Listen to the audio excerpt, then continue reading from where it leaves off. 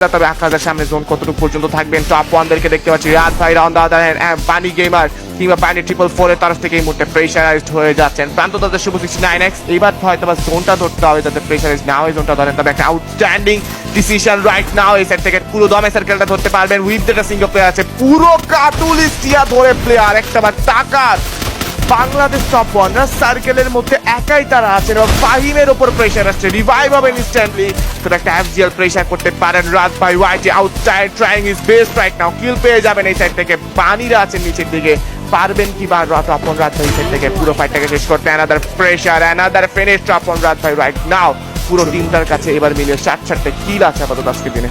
BD top 1 থেকে আলিফকে peak of করেছে রাত ভাই সে ক্র্যাকেনকে এলিমিনেট করবে শুভ 69 টাকলাকে করেছে এলিমিনেট উইকার পেছন থেকে যে পরিমাণের অ্যাটাক করছে এবং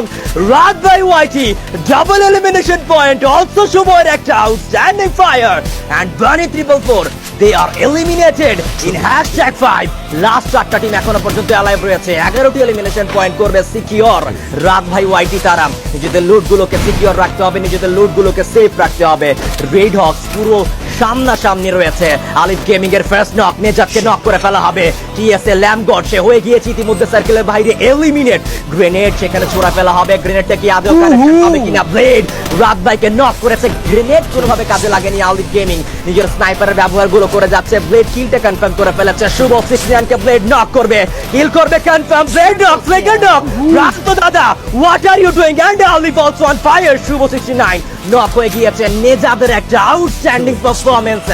সঠিক সময়ে সঠিক পারফরম্যান্সটা কিন্তু নিয়ে যাচ্ছে এখানে দিতে পারছে কিন্তু